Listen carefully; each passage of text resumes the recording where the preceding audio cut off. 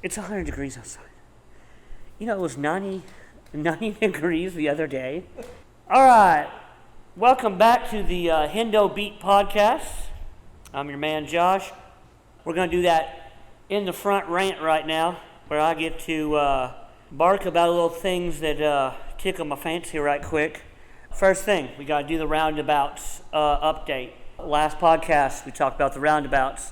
We get into roundabouts later in this pod, but I wanted to give you my update as a personal Hendersonian. I've went through the roundabouts twice. They're fine. The roundabouts are okay. I felt like at one point I merged too quickly, but the guy was going so slow it didn't matter. I have had no problems. Now, there is construction in Evansville. It sucks. There's construction in Henderson. It sucks. You may have to leave a little bit earlier to get to your destination. I don't see any big mishaps. School traffic's probably still backed up. I don't know. I don't have any kids. Roundabouts, I've been doing great. I just go circle, circle, boom. I don't know what they're doing to these roads, but by golly, they're doing something. I'm sure it's going to look nice at the end. We needed it. Other than that, I want to talk about my favorite podcast that I watch every Monday, which is the Hawk versus Wolf podcast. Tony Hawk, Jason Ellis, podcast I've been addicted to for a while now. My favorite skateboarder was on their podcast this past 2 weeks ago, I think. Andy Anderson from Canada. I've been waiting for this podcast for 3 or 4 years now. I've been putting in the comments of every Hawk versus Wolf, please have Andy Anderson on, please have Andy Anderson on. And he just released a skate part, probably one of the best skate videos I've seen in a very long time when it comes to actually inventing new tricks and inventing new ways to skate. The podcast was better than this video, in my opinion. The dude, Andy Anderson, I've been waiting for a while for him to be on here. At one point, he cried, and Jason Ellis, really stood up and was there for him and said some shit like, men can cry and all this and that.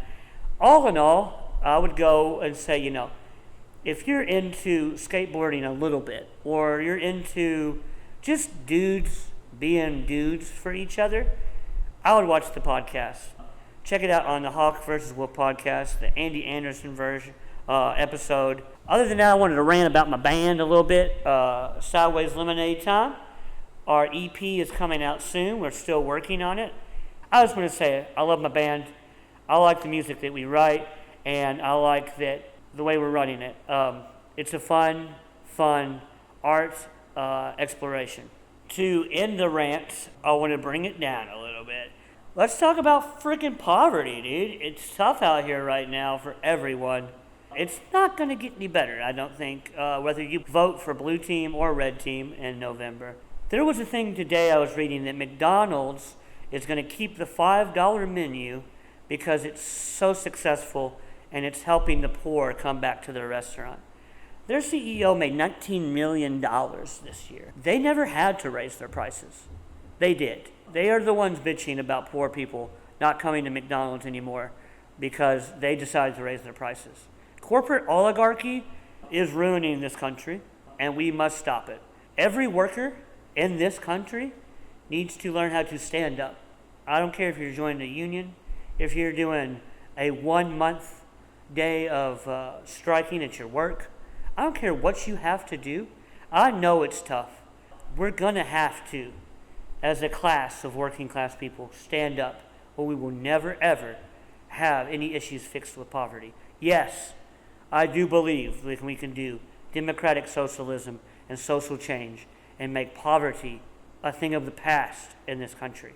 We can pull millions of people out of poverty in this country. I feel like if you're working 3 jobs and you're a single mother, of course your kids are going to be out there doing crime.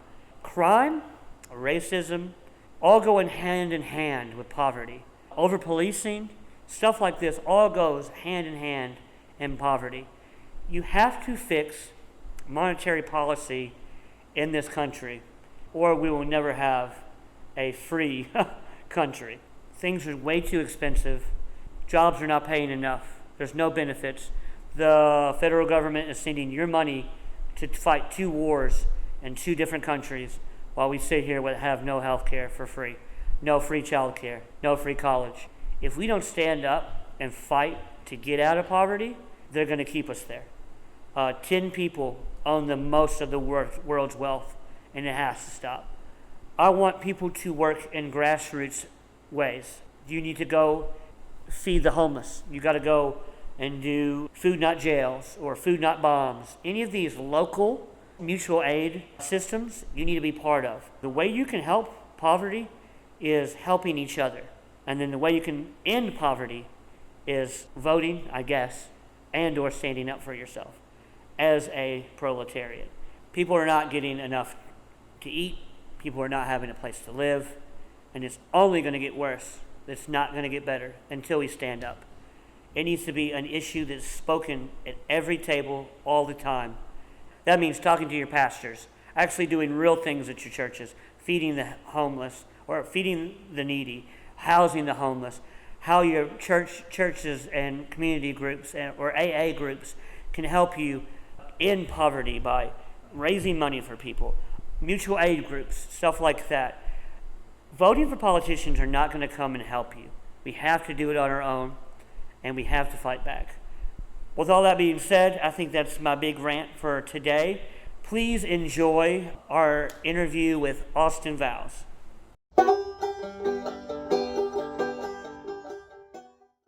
So this guest on this episode of the Hendo Beat podcast is no other than our Henderson City Commissioner, Austin Vowels. Hey, bud, how's it going? I'm doing well. How are you? Good. So I've known you for a while, right? We went to high school together. Yeah. We go back pretty far in high school, probably 10th grade, 9th grade. What's a little bit about you? How old are you right now? And like a little backstory on the early Austin, and where were you born? If it was in Henderson or somewhere else. Sure. Thanks for having me for starters. Definitely happy to do this with you for sure. So some backstory. I'm from Henderson. I grew up out in Zion originally. I was born like many Hendersonians across the river in Evansville. Okay. I think at Wellborn or something. Okay. All right. But, we won't judge. We won't judge. My parents lived in Zion when I was born. I moved out to Webster County for like a year and then moved right back to Zion again, same house. And then about 5th or 6th grade, moved out to the Cairo area. Yeah. And grew up out there. So yeah, I went to school all over the place, in elementary school in Henderson. Went to Hebbardsville, went to Holy Name for a little while, went to... I feel like a lot of us went to all the elementary East Heights, schools. And I know I had a few. So were you 85 or 86? I was born in 86. Okay, so, you're 38 now? Yeah, 38 years right. old. Hell yeah. I was one of the youngest people in our class. Yeah. So did you go to North or South? I went to North. You went to North, Yeah. so obviously I knew you at North. Yeah. You weren't in band though, were you? No, I wasn't No, in band. no. But so we would have known each other at North, obviously. Yeah, that's what I was trying to. I saw you might ask me where we met, and I was trying to remember. So because I remember you were friends with Daniel Bullock, right? Kind of. I was, yeah. And you pal around with some of the Holy Name of kids. Yeah, I wasn't super close with Daniel in middle school. He was actually like my best friend in like kindergarten. Yeah. I went to Holy Name Kindergarten. I was really good friends with Tristan Michelle. Yes. And Matt Ozzie, kind of had a core group there. Mark Todd was a good friend in high school. Mark Todd, in middle school. he was in band. My first memory of Austin Vowels is audio theater, Rambunctious Youth Show. Okay. Early years. Yeah. Maybe 9th or 10th grade or in that ballpark. Yeah. Because we had just started playing shows, and we were definitely 14 or 15, and we had limited edition Rambunctious Youth sweaters. Yeah. Tim's mom made us somehow. I don't remember how we got them, but we were kids, and we had some merch. It was like 5 sweaters, and you got a sweater. That was my first memory of you. Okay. And then Tim being like, Austin Vowels, OG, Rambunctious Youth fan. Right. And that's like our tape, too. We had a tape in middle school in 9th grade because remember, we went to junior high school in 9th grade. We got to go to high school in 10th grade. Yeah. And in 9th grade, we put a tape out, and only a few people got a tape. So I remember that only a few people had a tape. I remember Shantae had a tape. Yeah. and a few people had sweaters, and you had a sweater. Say, I might have had a tape. I can't remember. It was, I just remember we had a limited copy. Or maybe I bought your CD when you finally released something. Yeah, we did good with the CDs in high school. You went to U of L, right? Yeah. Because I remember seeing Nia there when we moved in, Lydia and JGM, and amongst a bunch of other Hendersonians. So you went to U of L all 4 years? I did, yeah. Talk a little bit about that. Talk about the Henderson U of L connection, because I know when I was younger I would just go there to party. Yeah. But I know that a lot of people actually got their education there. Yeah. And unfortunately stayed there, or maybe fortunately stayed there, depending on how you look at it. Yeah, it was, started looking for colleges, kind of always procrastinated a lot, so it was kind of last minute senior year, and Mark Todd was already planning to go there, and I was like, oh, that sounds like a good spot. I think I'll come there too.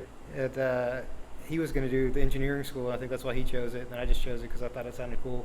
Yeah. I wanted to live in a big city, thought it'd be neat. I was really good at kind of putting that out of my mind until like the day I had to move, and then I was like, oh my God, I'm moving from Henderson and going to this huge city, and I'm not going to be around anybody I know every day. It was a weird experience. Got there and moved into a dorm, got settled in my classes, and got a job. I really liked it once I was there. I love Louisville. It was a great place to live, great place to go to college. I think there were a lot of fun parties to go to. Academics were good. Just a big student body there. A lot of big classes. So I started out in like the Justice Administration major, and then I switched over to political science at some point. I got a bachelor's of science and political science, and a minor in economics. Business school was great. I thought the political science program was really good.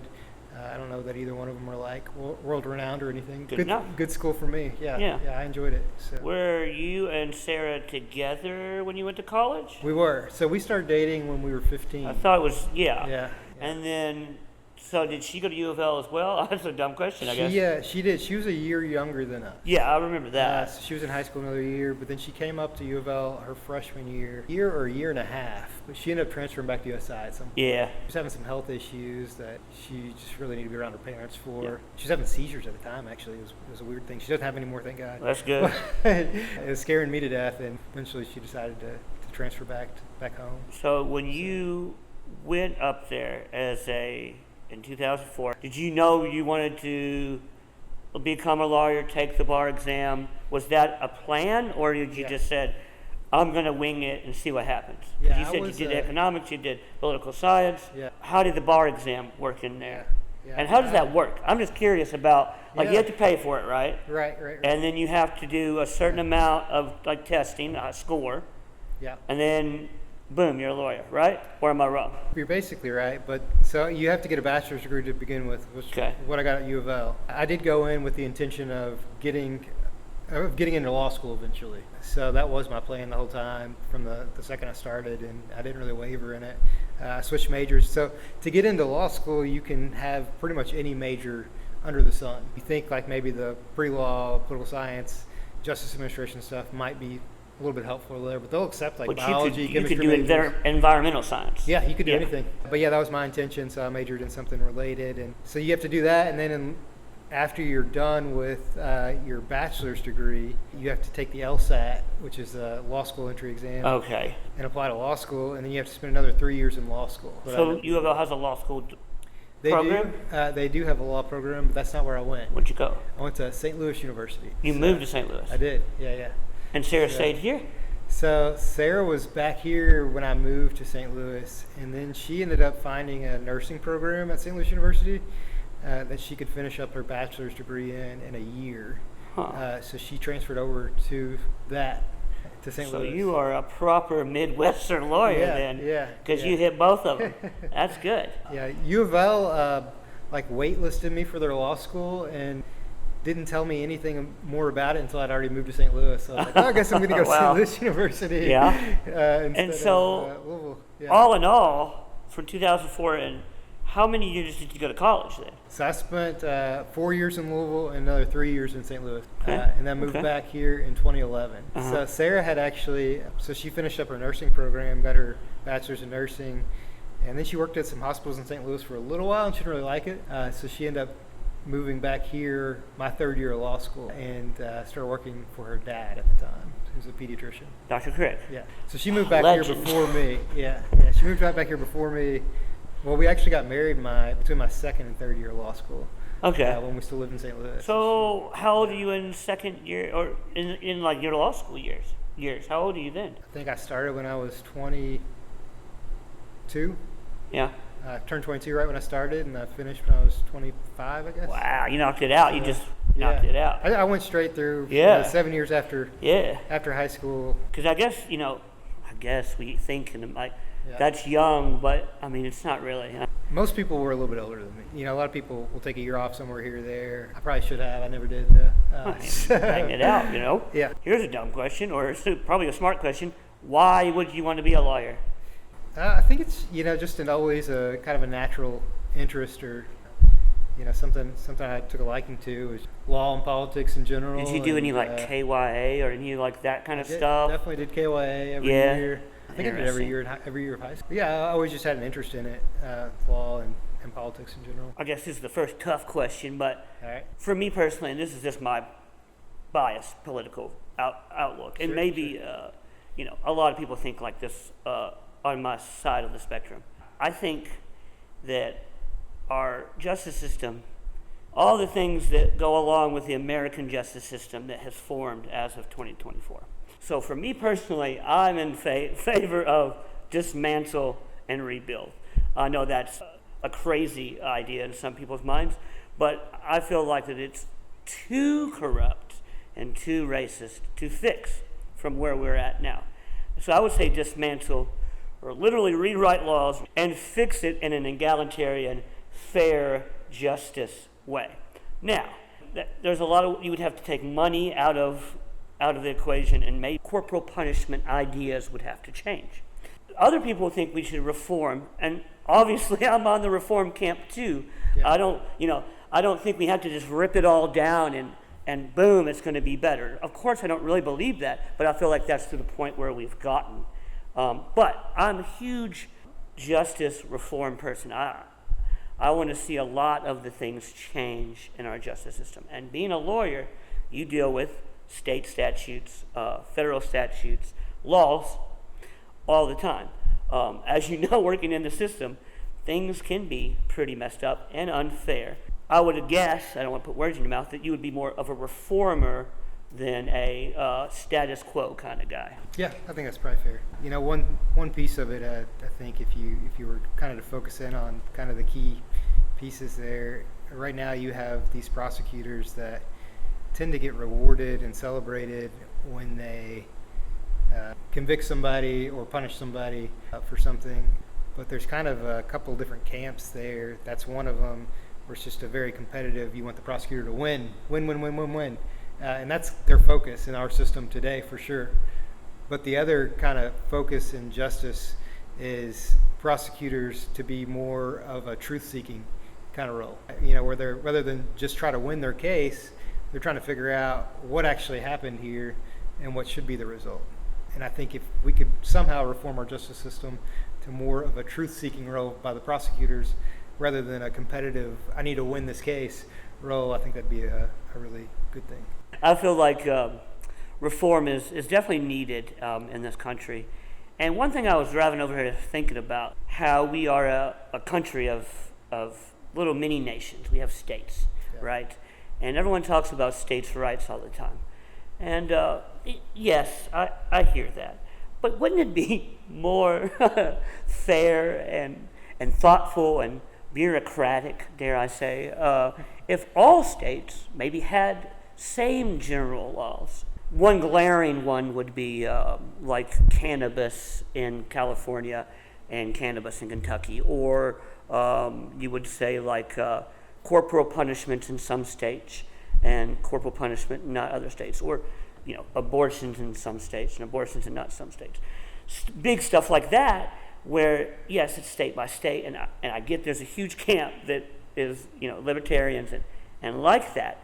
I'm just not in that camp. And for me as a layman to think, like I was driving over here thinking about it, like, well, wouldn't it be easier for these lawyers to to work in law if the laws were uniform. I'm sure that there's laws on the books that go back to the beginning of time here in our country, and then there's laws that are just reformed and changed all the time. So I'm sure it's hard to keep up with, especially in a state-by-state basis. Let's talk about something other than law. Sure. Let's talk about drinking. You have a little bit of involvement in the brewery that's new here in Henderson on 2nd Street. Henderson Brewing Co, right? That's what it's called. So what is your small involvement? What's your place in there? Sure. Tell me how far you've come. Tell me how popular you are getting, and you're the only dog in town. We started that, I was actually at a law conference, and there was a CLE about how to start your own microbrewery or something like that. So I posted something about it on I think it was the Henderson Beer Club Facebook group. I said, who wants to start a brewery or something like that? And Sean Wilder reached out to me. He was another one of our co-owners, and said, actually, yeah, we do. Want to start a brewery. We're thinking about having a meeting next week on this. So I was like, all right, well, count me in. Before we knew it, we had 5 guys. So Sean Wilder, Doug Laramie, David Osborne, and Rob Turney, and myself decided to get the first brewery opened in Henderson since Prohibition. My role has been, I put up some money to start it, and I own a small piece of it. I'm one of 5 votes in it now for making all the decisions. So it's kind of a lot like City Commission, where 3 of the votes kind of rule the day on what we do there. Other than that, co-owner and co-founder of it, I do all the legal work for them. Just make sure they're in compliance and get their license. And on top of that, my wife and I run trivia occasionally. Awesome.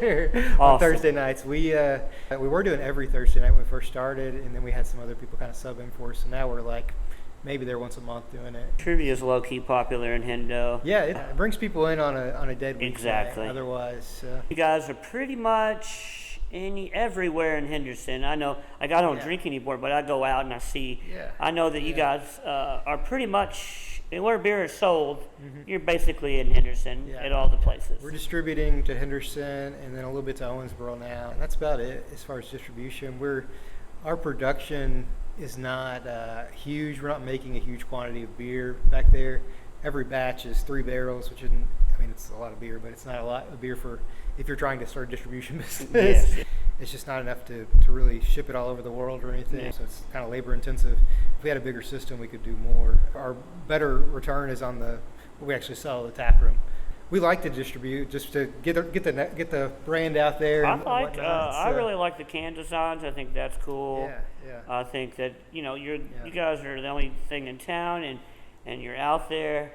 You got a nice little spot. It used to be a flower shop. Oh yeah, it was a flower shop. Pedals and More, I think. Yeah, it was. You're right. Yeah, it was a flower shop. It was originally built as the Bright Spot Tavern, though. So it was a tavern way eventually, back, which is why we named our IPA. Awesome. We keep floating around different ways we might change the business up or expand it. We might eventually build a bigger system. We might put a restaurant in there or rent out some restaurant space. We're pretty content just letting it be what it is right now. Nobody's making a whole lot of money off of it. Our bartenders probably make the most money off it, which is good. We want Yeah. So we're kind of slowly paying for what we put into it.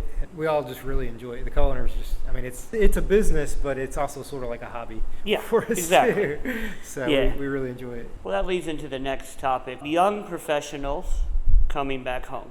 And I've always liked this idea. It's like a Hallmark movie-esque, good feeling. I know that a lot of people on Appalachian podcasts talk about it a lot because it doesn't happen a lot in Appalachia, but we're in a different part of the state where kids go to U of L or Bowling Green or Frankfurt or Ashland, and they go to big time college, and they stay in a big time college place, or they go to Cincinnati or St. Louis, Nashville, and they don't come back home and become a professional in their own town. A couple of years ago, somebody told me, one of the musicians in Evansville, one of them younger guys in Evansville was like, you want to make your hometown cool, don't you? And I was like, they're right. A lot of people, and I don't know everybody, I don't know the big circles, I don't know who got money and who don't or anything like that, but sure. I know that this ties into your business because like you said, it's 5 people making a small business. We didn't have a distillery, now we do. That's a change you can see with your eyes on the road, and that comes from young professionals getting together and making a business. Now, you're a different story because you went to college, said, I'm going to be a friggin' lawyer. Okay, I became a friggin' lawyer.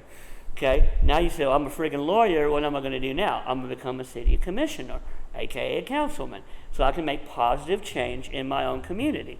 Now you double down twice because you're obviously, now I'm a white collar person in my hometown. Here I live here, paying taxes, I'm serving the community, and now I'm doubly serving the community because I'm a commissioner.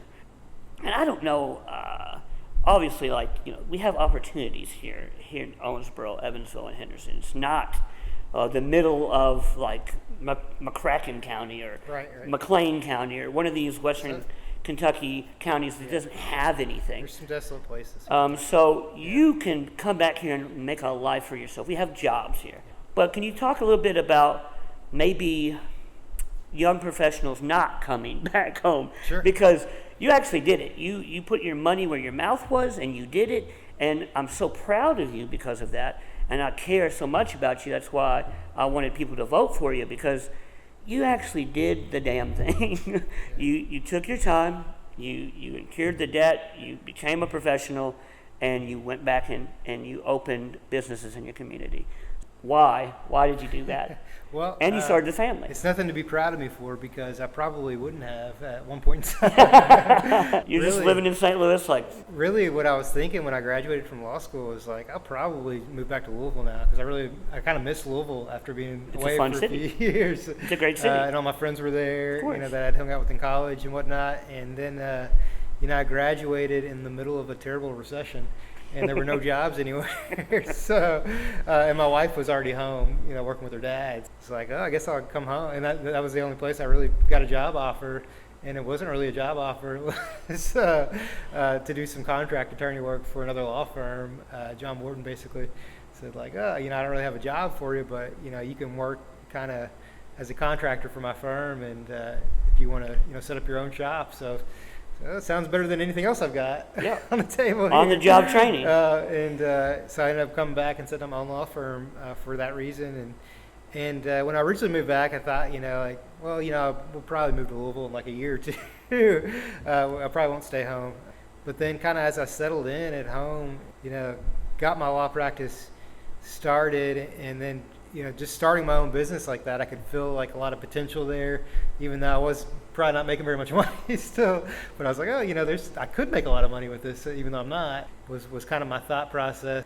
Moved to downtown Henderson. I think that's what really kind of made me like Henderson a whole lot more than I had ever liked it before. Was living in downtown Henderson, and walkable spaces are cool, man. Yeah, exactly. And that's what I didn't. You can't walk from Zion. That's what I gotten used to in St. Louis and Louisville. Everywhere I lived right next to campus, both places, and then loved the downtown and loved working, close by. And then as I settled in more and more, it was okay, what else can I do? I already started a law firm, and then got really involved in a lot of nonprofit organizations, and then thought, hey, I'll run for city commission, and hey, I'll start a microbrewery. And that my focus switched from, why don't I move somewhere that's cool to why don't I try to make Henderson a cooler place to live at some point after I moved back. That's what we're saying. And got used to it. But what about you? Why didn't you ever move away? What made you stick around? Okay, I guess the easy answer would be, and the cop-out would be poverty. Yeah. And then, but that is really a cop-out. That is really an easy answer. Because I guess you could have. I could have just went to Louisville. Yeah. And just stayed there at a party. Yeah. Stayed on the couch, got an apartment, got a job. I guess it was probably fear. A lot of people's answer would be family and stuff like that. I don't know, my family's not that close. Yeah. But it would probably just be fear and poverty, to be honest with you, and addiction. Yeah. Let's be honest.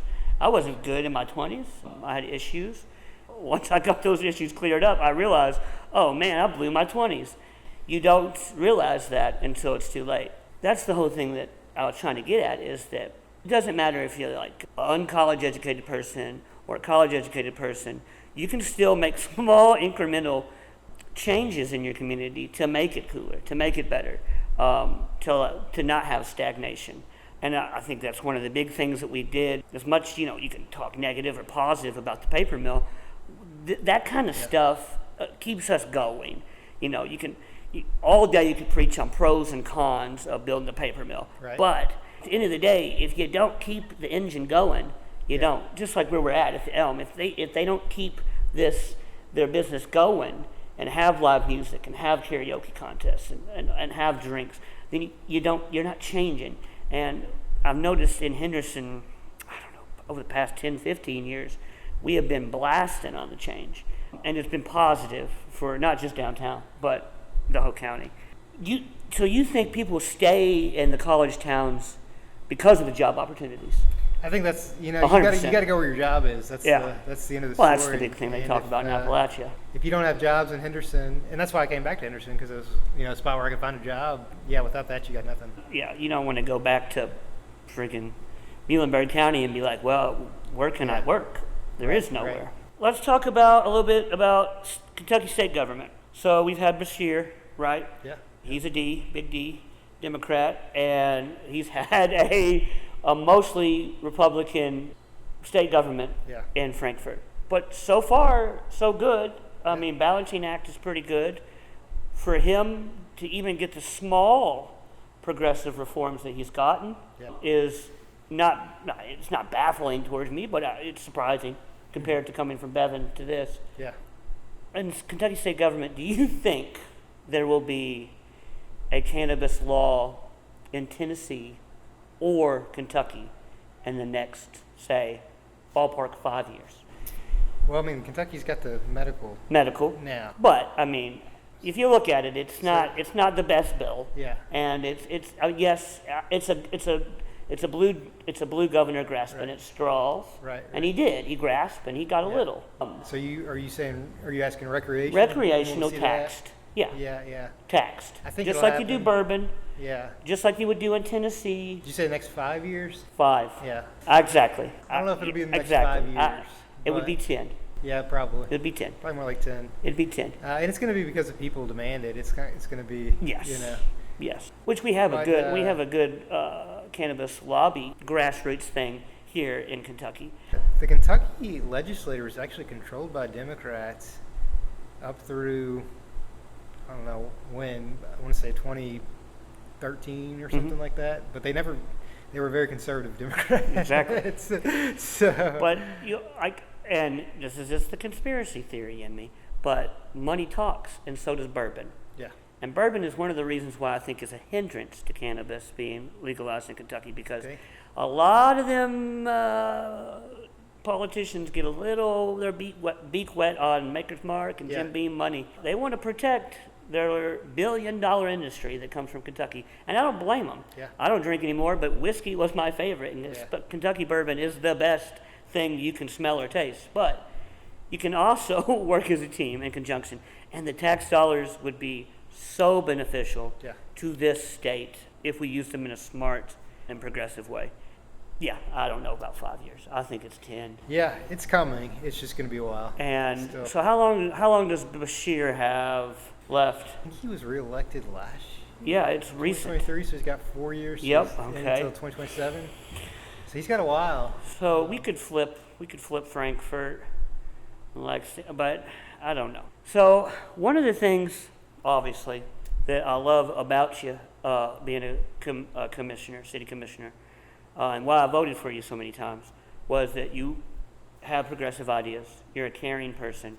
You care about fairness, equality, egalitarianism. When you talk about the lawyers finding the truth and being fair, and all the real ethics and moral code of being a lawyer that you learn in your first ethics and morals classes, the fact you actually live by it and you're a good man makes me happy. And so one thing I'd like you to talk about is how you think you've done incremental, progressive, not say reforms, but ideas in the city council or commission, and how we have grown Henderson in, not like I say an anti-conservative way, I don't mean it like that. I mean like pushing our little community forward. One thing I could use an example is the Day of the Dead festival, stuff like that, the First Pride Festival, small little inklings of saying, you know what, this is not just a good old boy Baptist town. Everybody has a place here, and we can build a community and we can all live together in harmony. So talk about what kind of progressive ideas you brought to this position and where you're at now with Sure. compromise. Yeah. Definitely passing the fairness ordinance was a big deal back in 2019. I wasn't paying attention to it when we were younger, but apparently they passed one before. They did. And then it was overturned Yeah, they by did that. another commission Yes. as well. So I didn't really pay attention to any of that. I do believe in equality for everyone, and we took that issue up in 2019. Really, it was a matter of just, we try to let everybody say their piece on it, whether they were for it or against it or whatever. We let them all speak and send us letters and whatever. And honestly, I wasn't sure it was going to pass the first time around. There were some people on the commission then that, I can't remember if people voted. I think people did vote against it. I think we only had 3 votes for it, but I could be wrong. I can't remember exactly how that broke down. But I do remember a couple of people on the commissions kind of having change of hearts on it midway through and hearing about it. So, I think that was big, and legally it doesn't do a whole lot for people. It makes our Human Rights Commission director able to kind of try to resolve those disputes for people. If you have one like housing or employment or something, he'll get involved and try to kind of mediate. But it doesn't do a whole lot else legally. But more than anything, just ceremonial, I think it means, hey, Henderson accepts you. Which I think is important to do. So I think that was big in terms of trying to make Henderson a little bit more open to people. The Day of the Dead thing, we had a little involvement with that. There was just one city commissioner who was totally against it. That's why it was in my mind. But yeah, another thing I worked on, the Sunday alcohol sales thing, and when I first got on the commission, I wasn't clear exactly what our role was there, what we could change or not change, and then once I figured out that we could change it, I kind of jumped on it and opened up Sunday alcohol sales for Henderson. As you know, Western Kentucky wet and dry laws are wacky. Yeah. Before that was always something that the religious community had just shut down. They would show up at the commission meetings and shame everybody into keeping Sunday alcohol sales illegal for by and large. So we've expanded, so we expanded the Sunday alcohol sales there. Then we expanded a couple other things where you're allowed to have alcohol on city property and that sort of thing. So those are just a couple things we've done here and there. I think makes Henderson seem like a more progressive city. It's not just controlled by a small tight-knit religious group. Well, I feel like the way that I travel through this city, I'm happy and proud every day just by seeing the people and the diversity. That begs the question: why did you want to become a city commissioner, and when did you become a city commissioner, and how long have you been a city commissioner now? Yeah, those issues were some that were important to me, definitely. So I first ran in 2016, got elected, and I've been on there since, and I'm still on there right now until the end of the year. So my term ends at the end of the year. I'm not running for re-election. Those issues, and then just trying to make Henderson a more progressive place, trying to bring in good jobs here, trying to eliminate economic regulations or regulations that hinder our economy that don't make a lot of sense, I think, are some things that I kind of really try to focus on in the commission. Yeah, really my thought was always, what can we do to make Henderson better? And if I can be on the commission to try to help do that, it's something I'd be interested in doing. Always interested in politics. Mayor Steve Austin, actually, I met him somewhere along the way, and he kind of talked me into it to begin with, too. I'd always had the interest in politics, whatever. I probably wouldn't have made that step to actually run for office until he set me down one day and said, hey, why don't you run for office? We need somebody, of your age group to come out and represent. And he was right. He kind of talked me into it a little bit. I always really appreciated him and everything he did with that. I know that everybody in our age group has been very proud to have you as our city commissioner. We've all seen, I think you and Brad have done an amazing job of of making those steps that you talk about for the economics and having a good relationship with the governor and having him come in and out and doing all the things you're supposed to do, shake all the hands, but still, like you said, make those small little adjustments in our community to make sure that, hey, you can come to Henderson, you can live a good life, you can raise a family, and no one's going to throw you out of town. Kind of not from a social perspective, but just kind of in general, some other big moves we've made. Obviously, bringing in Pratt's been huge, which I attribute all that to our city manager, Buzzy Newman, who we hired, so I can take some of the credit for it. But he's just been a master at that kind of stuff. And then, we've done some wheeling and dealing as the city that has been really beneficial. One, those lots right by the brewery where those houses are now, the city owned that before, was planning to build a fire station there. We sold it to let somebody build houses there. Exactly. We do the same thing behind Walmart. That's where that neighborhood's going up. It's going to be a huge neighborhood back there behind Walmart. A whole lot more housing in Henderson now. Which we know has been an issue, but to be fair, Henderson, when you see a house go up for sale in Henderson, boom, it's done. Yeah. And the one thing I want to give y'all credit for that I really enjoyed was the keeping the utilities in the city's name, or whatever that deal was. I know that I read many things that you said about it, and the fact that you guys fought for the community, that stuff means so much to me, especially as a leftist. Like, I don't want you to sell out our power and water to a big corporation. I don't want that. Right. I don't want to be where Evansville's at right now, and we're not. And guess what? We did the right thing. Yeah.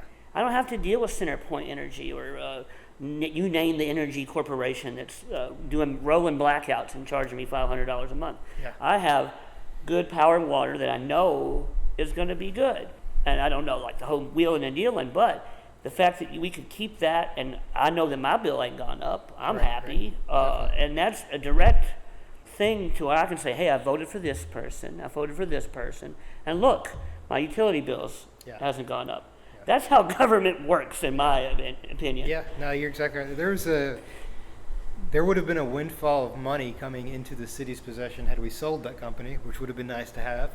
There was a lot of pressure from a lot of really influential people wanting the city to sell off its power company.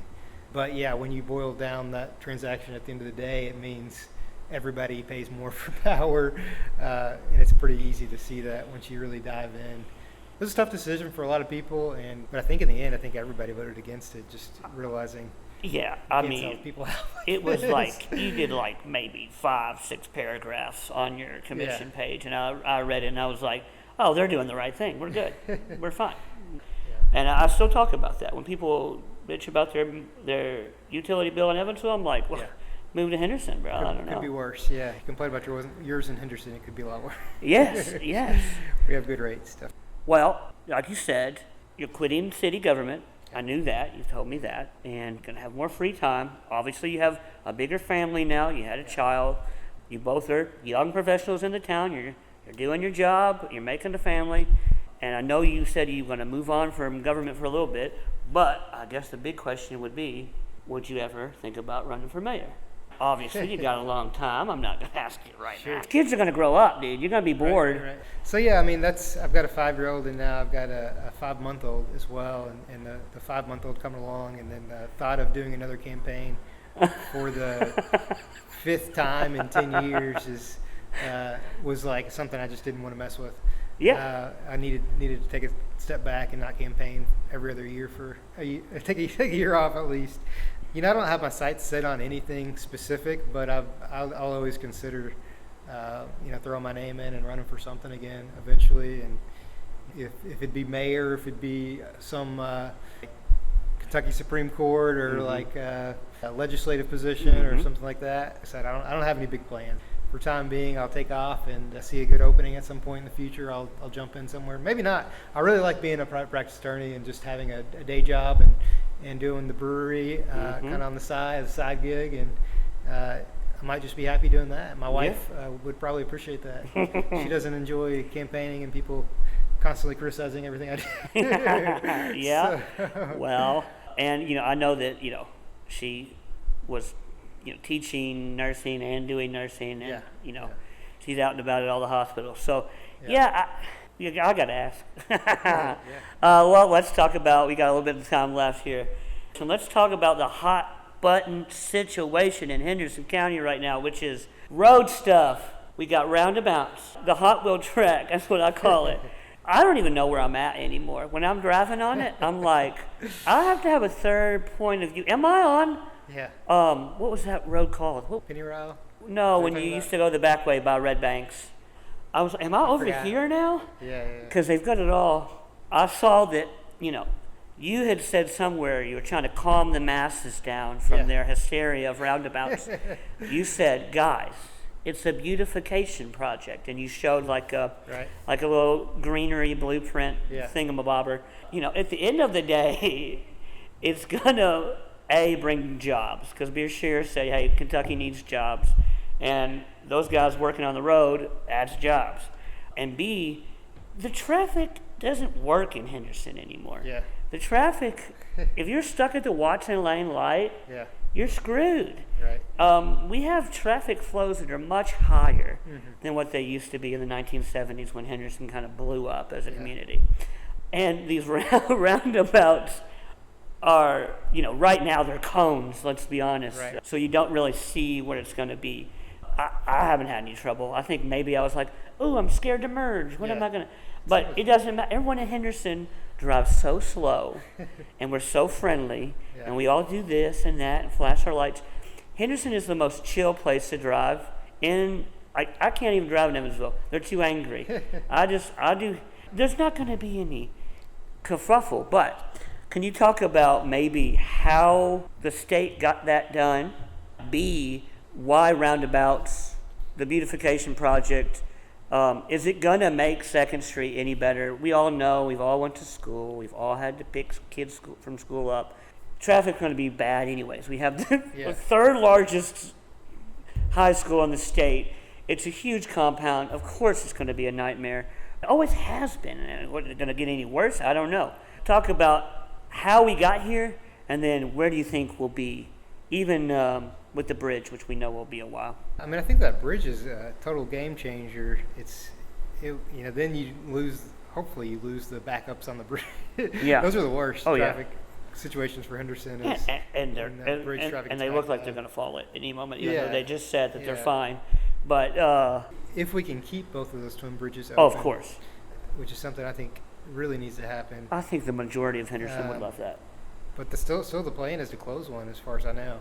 That's what the state wants to do. So I think there needs to be a huge effort to keep both those bridges open, and that is the absolute worst traffic situation in Henderson, is to have any kind of backup on the bridges. And if you had 2 ways to get across Ohio, it's definitely better than one, right? If one's down, you have the other one. The roundabouts, I think it's kind of a beautification project. They also kind of said it was a safety issue, because people will just go slower as they go through those roundabouts, because they're kind of scary to navigate. Yeah. I don't know. That was my big question when the state came to present on it. I was like, why are you doing this? But I think they will look nice once they're done. They're going to put a big Colonel bust in one of them, which will be cool. That was a Henderson Leadership Initiative. We take pride project. in 2nd Street. Yeah. We really do. It's one of the...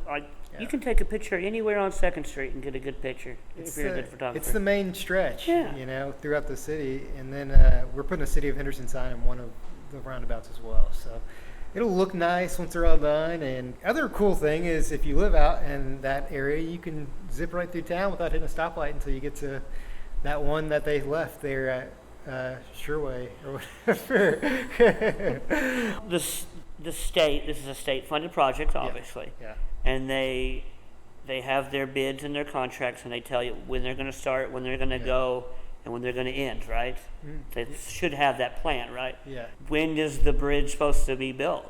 I don't know what the timeline is now. 2025, 2020, something like that, 25, 27, something like that. They've been talking about that bridge for at least 20 years. That's part of the NAFTA Federal Highway, right? Yeah. Me and Ben Davis used to talk about that. But I do think it's like, getting these roundabouts now and then redoing the parkway there, or what's now I-69, I guess. that's all lead up to the bridges, and it's because they are finally really giving it some attention and really getting it ready for the bridges to be built. So it's a really positive thing, overall. Henderson has been killing it on that construction. Yeah. You go to Evansville, they're just like, we just started and we're really bad at it. Yeah. And Henderson has been over here like, doom, doom, doom, doom. Just everywhere you look, there's new roads, and I'm like, we're killing it over here. The other big thing we still have coming, the city's been working on, mayor's mostly been heading this project up, where they're building a convention center in Audubon Park, and that'll be pretty cool too. Yeah. Oh, I didn't know that. Yeah. Well, you heard it here first. Yeah, it's Convention center. in the state budget now. So it'll be a state. It'll be a state project. There's a local match, so we're going to be on the hook for a few. When you say convention center, we're thinking like I don't know, like just a big room. Basically, a big meeting space. Okay. Where you could house.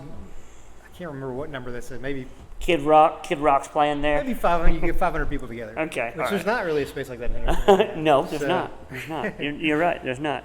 I feel like obviously when they get the bridge and the I-69 and the straight shot from Nashville to Indy to Detroit, that's what they talked about in the 90s when we were kids, and old Bill was playing the saxophone talking about the NAFTA Federal Highway and this or that.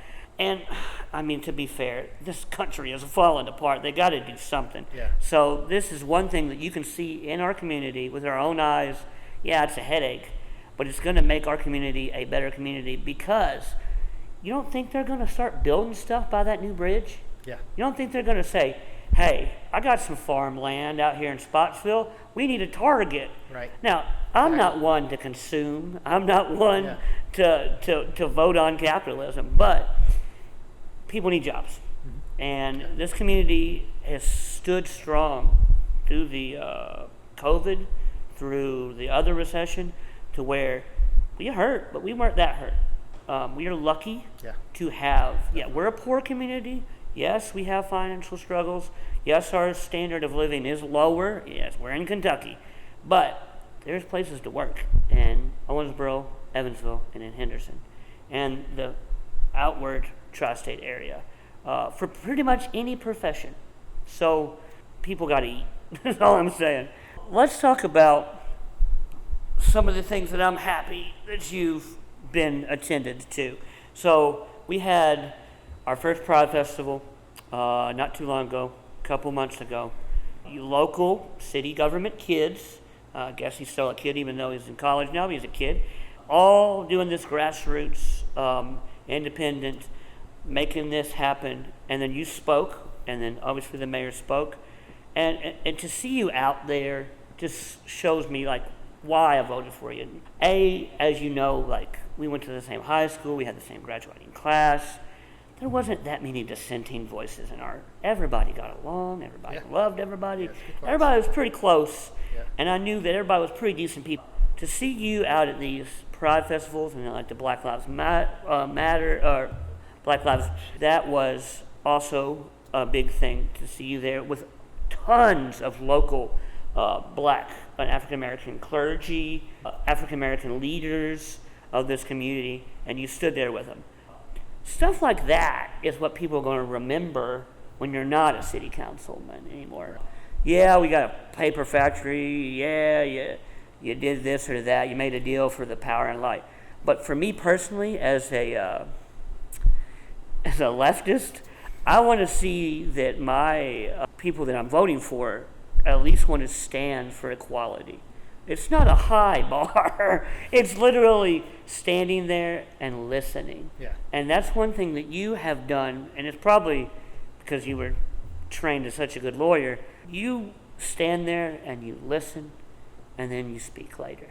And that's such a big thing to do as a city government official, to say, hey, I'm not here to tell you what to do or how to think.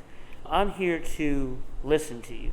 So can you talk a little bit about how important it is for you to stand with your community members? I think both of those two events you're talking about, the Black Lives Matters and the Pride Festival, they want to see their city is behind them, and I think we were. I mean, it's not just me, but our I'd say most of our commission is behind them on those events, and we want them to feel welcomed and feel like they can be in Henderson without feeling like they're going to be discriminated against.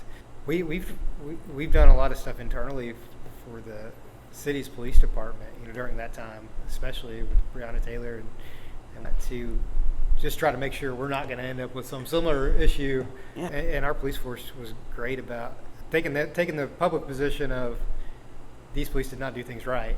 We try to do things the right way, and we don't do them like that. Mm-hmm. But we also looked at our policies and made sure we're not going to end up in a similar. Try to make sure we're not going to end up in a similar situation. Yeah. As they did.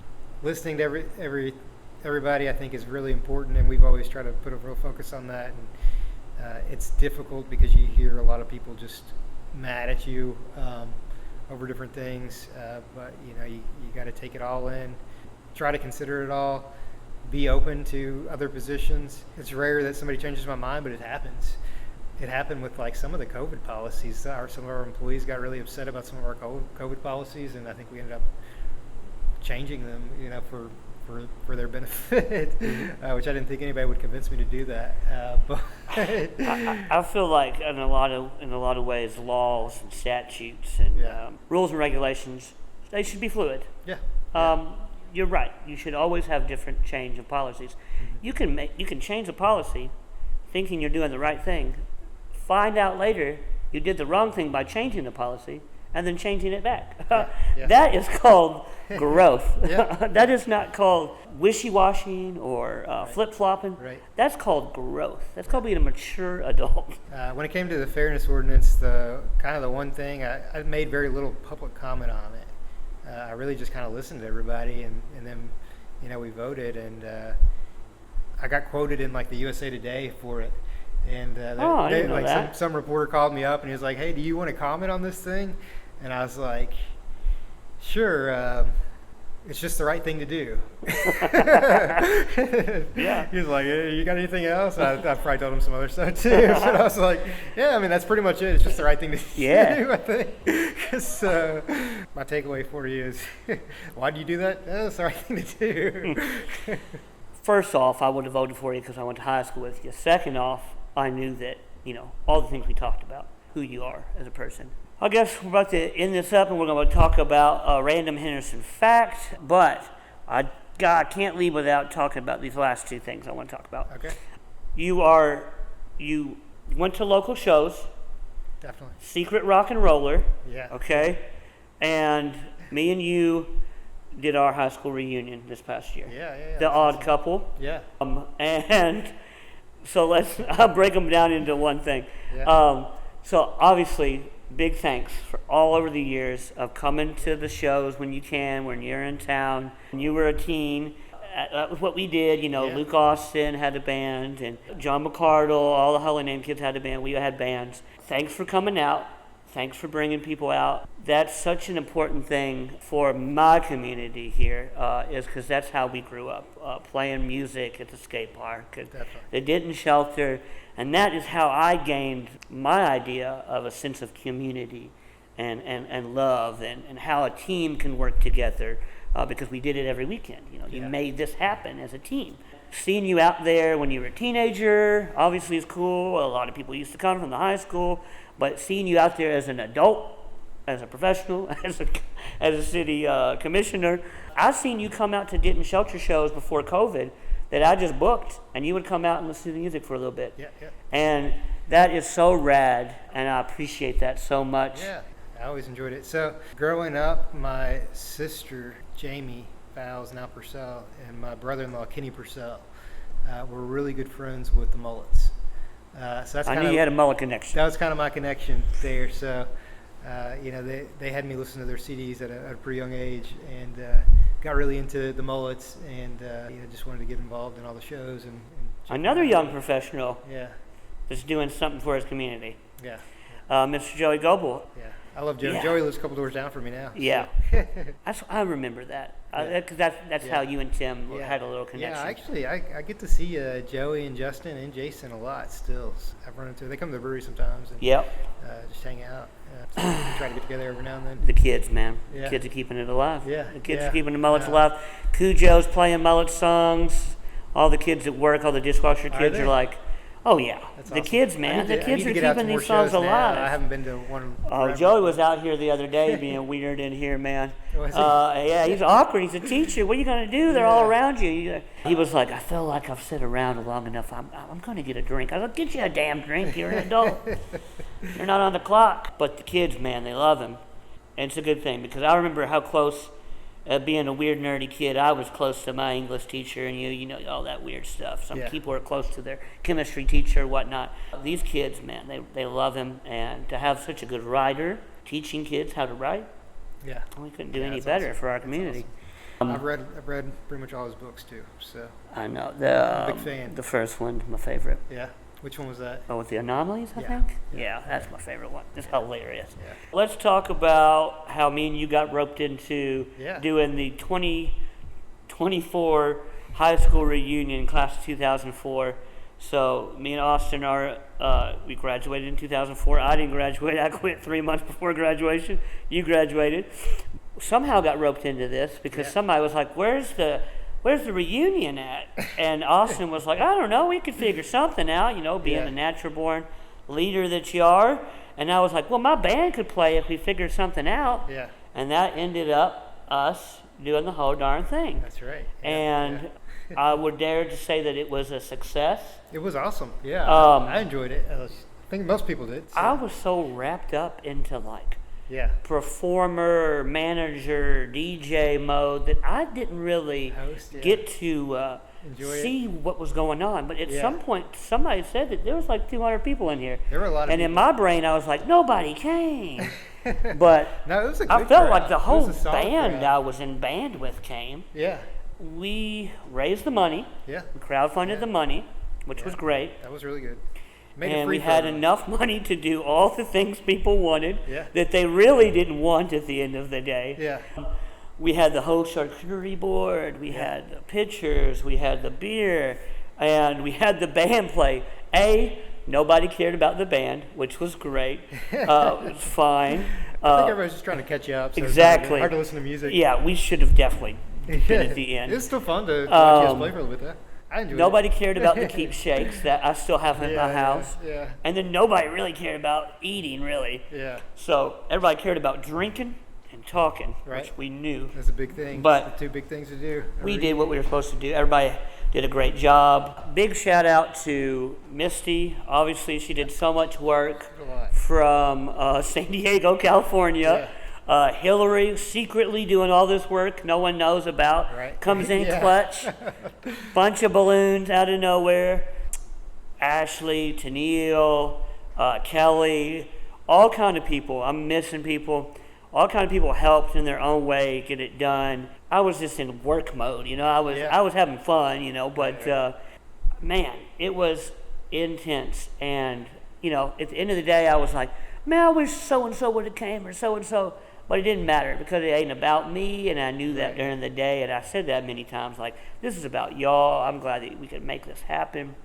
And I feel like with the Pride Festival or like this, one thing that is important to realize is that it ain't about you. Serving others and serving your community is about the greater good. And the fact that everybody got to see each other, have a good time, take some photos, drink, the after party, the little memorial. Chelsea killed it. I mean, MVP of the night, got up there, did poetry, was heartfelt, poignant.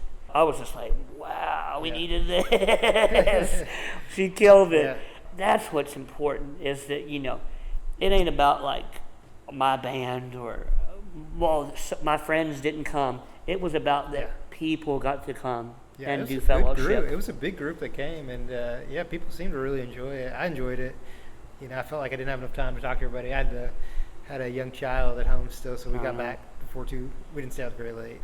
I was here for like 3 hours still. It seems like a lot of time, but it wasn't. It went by really quickly. Let's talk about a little random Henderson fact. I like to do Henderson history and Henderson facts, and this is my second podcast. Okay. I'm kind of just scraping at this point. Last week, me and Augie talked about Scuffletown, which was a Native American ghost town out there in Spotsville in the 1800s. And today, we're going to talk about something a little bit more closer to home. as you know, we beautified Merritt Drive. Yeah. We made a nice walking, it's lit. They kept some trees that are nice trees. They got the Red Bank Park. It's beautiful now. But when we were growing up, it was not. It was just like a hill with leaves, and that guy had a castle. Right. And there was the tugboat down there. And so we're going to talk about that rusted tugboat for a little bit. I know that it's on Merritt Drive. And when you would drive and the river was low, you could look over to the left towards the river and see the rusted tugboat poking out of the Ohio. And I always asked my grandma, like, well, what the hell going on down there? Yeah. And she would always say, oh, I got stuck in the mud and they never could get it out. And that's what everybody in town would say. It was stuck in the mud and they could never get it out. I found a couple photos online of it on Reddit, but I couldn't find really any history of, like, maybe the tugboat's name or when it got stuck. It said on Reddit, take it with a grain of salt, that it wrecked in the 1970s. So from 1970 until the 90s when we were growing up, I could see that amount of rust being there. But still, maybe it's older than that. I know that the photos that are going to be here on the podcast are from the 90s. And I remember growing up in the 90s. I got out at one time. I was a juvenile delinquent, of course. And when the river was low, there was like trees and stuff. You could get up in there and kind of swirl around. It was scary, and you're in the middle of the river. But there was a bunch of graffiti on it. I do remember that. I'm guessing they removed it in the 2000s. I don't know when. I wish I had more information. If you know more about this tugboat, please leave it in the comments. I'm guessing the city must have paid somebody to chop it up and get it out of there. Because I remember at one point, I think it was maybe, where the water plant was, where they kind of did some work on that recently towards some buildings down. I think it was right there. Like, here's the playground there, the new playground under the bridge. I just faintly remember it at all. And then to the right was the tugboat. You don't remember the rest of the tugboat? I remember it, but just...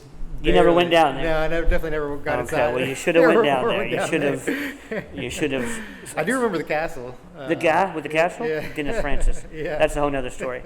I'm going to have to get Lydia on that one to talk about that. She once had a shirt that said, "Save Dennis Francis." Oh, really? They took him to jail. But anyways, he deserved to go to jail. But he was a squirrely Henderson character, and you got to protect him. So they tore down the castle. They tore down Dennis Francis's house. And they built Red Bank Park at some point in the 2000s. That's all I know. There is also another Kentucky ghost ship that you can find. I looked it up. I'm gonna be wrong, but I think it's Breckenridge County. I don't know. But it's a World War II type ship, and it's in like a slough somewhere. When I was looking up ghost ships of Kentucky, I found this one. Barely anything on it, and then mostly all of it was about that one. You can look at the Kentucky ghost ship up on like GPS, on maps, and you can go paddle out and find it. So that would be fun and dangerous. Get your tetanus shot. Well, you need to add to this list of these segments, Rob Bob. Rob Bob. Do a segment on that sometime. I don't know anything about Figure it out. Yeah. The mystery of Rob Bob. I'm sure Matt's dad knows something about Rob Bob. Matt's dad probably did it. A good topic. Yeah, dude. Rob Bob would be a mystery to solve for sure. You're right, Austin. I'm going to have to figure that out. I think one of them I want to do on W.C. Handy's wife. Of course, she's a Henderson native. She got done dirty. I know that the Henderson City Commission, those gals did a nice little in-depth segment on Elizabeth Handy. She was a native of Henderson. That's where W.C. Handy met his wife. There's a million things, Austin. We could do Al Capone. We could do the flatboat races. We could do the history of blues, African American culture in Henderson County. We're going to get there. Thank you for sitting down with me today. I appreciate you. I appreciate what you've done for our community, what you've done for me over the years, being such a good friend. Just in general, I mean, I'm so proud of the class of 2004, all in all. Not everybody's a lawyer and a city commissioner, but I tell you what, we're all good people. We all do want the best for our community. I can't speak for everybody, but I know that night when I was in here, I was like, this is good stuff. It's a good crowd, definitely. Yeah. And well, thank you so much for having me. I'm very proud of you for getting this started and getting this rolling. I think it's going to be a really good project, really good thing for you to become a media talking head and put out another outlet of news for Henderson. It's going to be cool. Luckily, I have a good editor in Misty, and I don't think she's going to get me too canceled very quick. So eventually, we hope to get these episodes on Patreon, and so that they can be longer, and you can say what you would like. Everything's going to be behind a paywall. These mainstream episodes, we're going to keep it. We're going to keep it PG. We're going to try our best. The brand, You're right. They're the ones that talked me into this. Good. During the high school reunion, we were at the Airbnb, and Misty's husband Josh was like, "You got to do it. Yeah. You got to do it. You got to get Austin on. Yeah. You got to talk to these people from your community. You're going to be great at it." And I really thought about it. I ruminated on it. I was like, "Do I have the time for this? I work a full-time job. I play drums in a band." You're right. I want to talk to people, and I want to have Henderson-centric, tri-state-centric news. Yes, I have my own thoughts and beliefs, but everybody has their own thoughts and beliefs, and everybody has their own story, and that's what I want to hear about. Like you said, the sky's the limit. I want to interview everybody in Henderson. I want to interview the janitor. I want to interview the barber. I want to interview the school bus driver.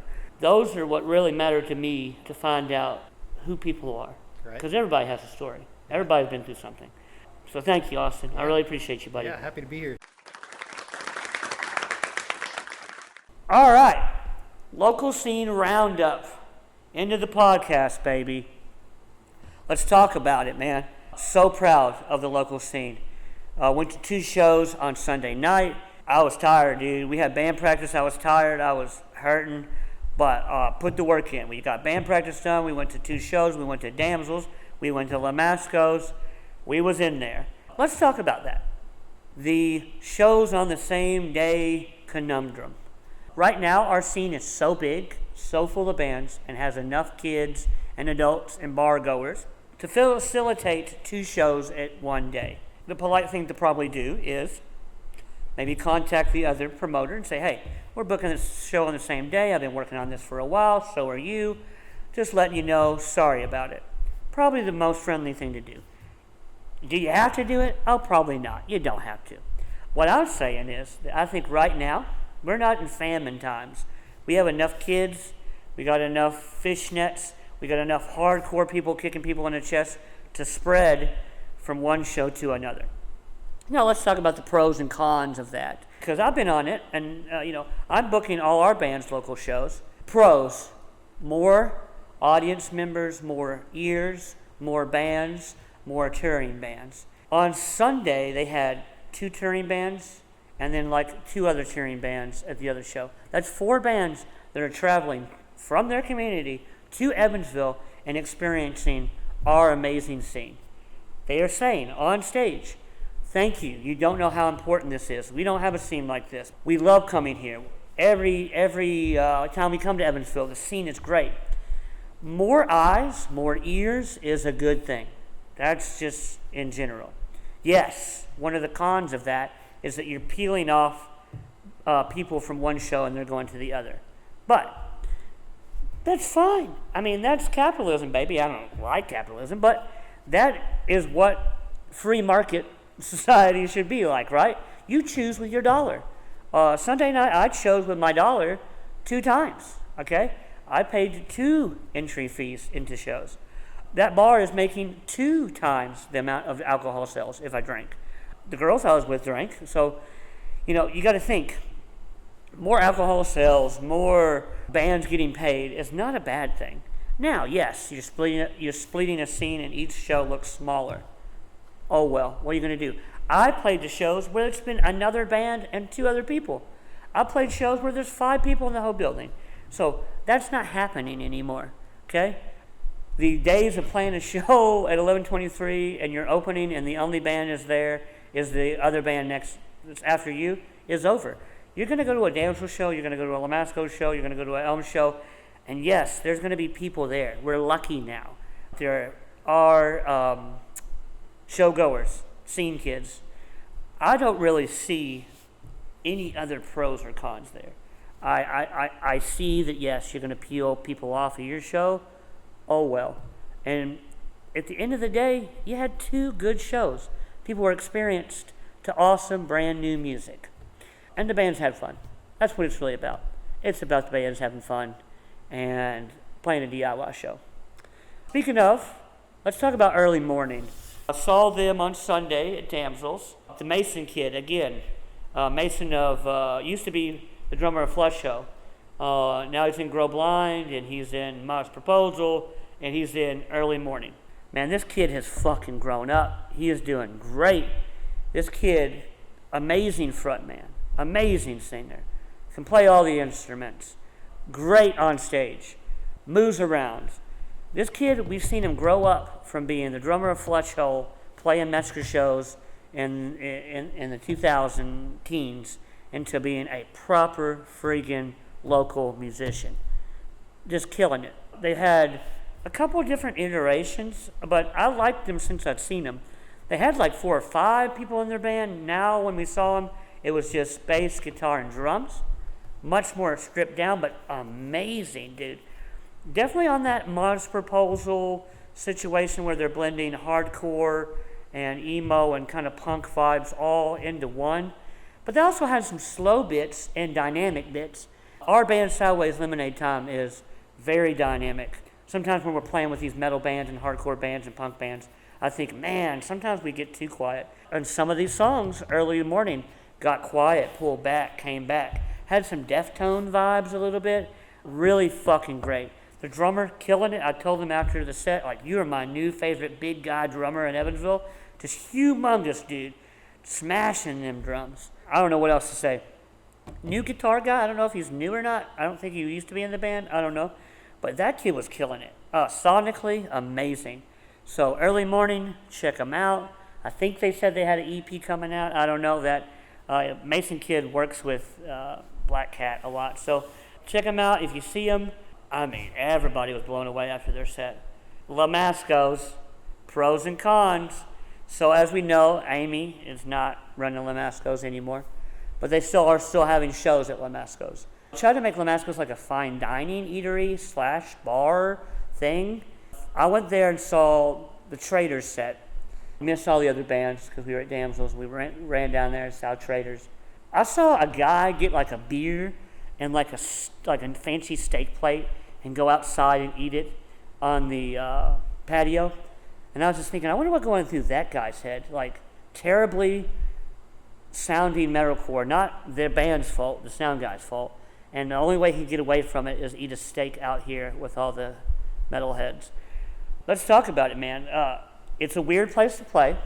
I played there. I enjoy the stage. I think the stage height is good. I think they have a good enough sound system. I think the problem is the sound people. I've never really had great sound at Lamasco's, but a lot of the times when they have these metalcore bands play there, it really sounds pretty bad. Traders, as we know, is a well-established metalcore metal band. A lot of Cookie Monster vocals. It's not my style.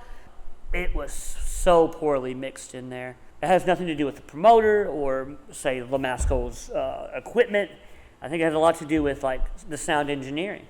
The guitar player had, like, a laptop. I don't know if I saw an amp or not. Like, all you really heard was a lot of Cookie Monster vocals, and the guy from Traders talked a whole lot, and barely any guitar, a little bass, and it just sounded like the drums were in the other room. Again, that's not the band's fault, and it's not Lamasco's fault.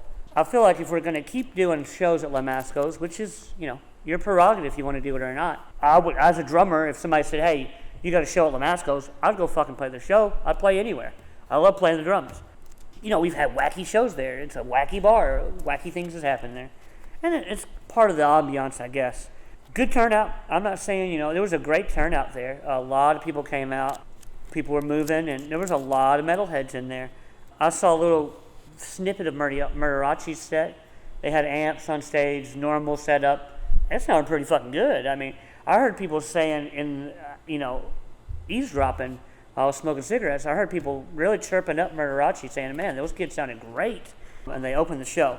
I don't know if it was a technical thing between, like, we're a well-established band and our equipment, the sound system. I don't know. If you want to play Lamascos, play Lamascos. If you don't want to play Lamascos, don't play Lamascos. It's that simple. It is what it is. It's still a venue, and it still has a big stage. Let's do it up. Let's keep it alive. Back to our band, Sideways Lemonade Time. We are in the process of working on our EP. It's called Weekdays, Weakdaze. Our first EP is going to be a lot of our indie, grunge, emo-y, kind of alt-rock songs, just to give a flavor of what we have to offer. And our second EP will be more of the heavier, kind of new metal songs. So stoked about that. Christian Miller is recording it and mixing it and mastering it, and so far, so good.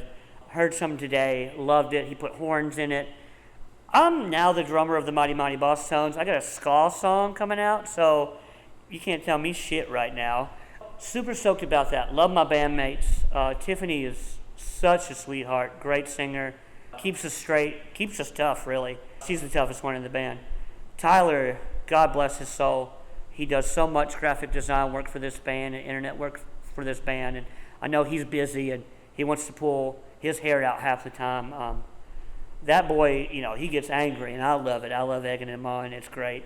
Kent is just a freaking beautiful dandelion of a man. I told him the other day, man, you play the riffs and we play with you.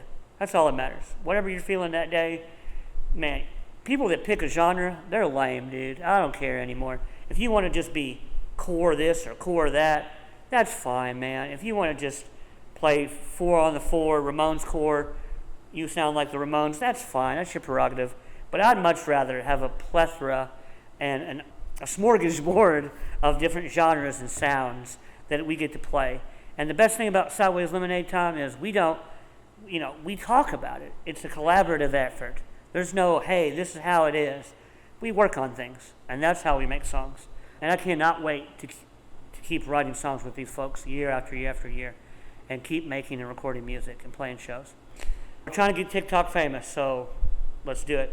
Last thing I want to talk about on the local scene roundup is band reunions.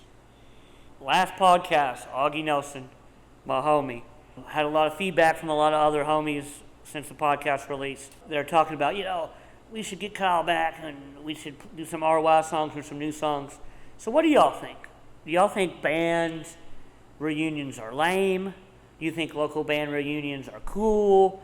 Obviously, do you think they should be far and through between? Like, should they just be sparse? Last time I played RY songs was 2019 with Kyle and Tim, and it was fun, but, it is what it is. Do you think it's lame to have an old band get back together and play one show, or do you think they should get back together and keep playing shows? Let me know in the comments section if band reunions are a thing that should happen on a local scene. Could you imagine seeing a meat department again? Old, big meat department, sweaty meat department again.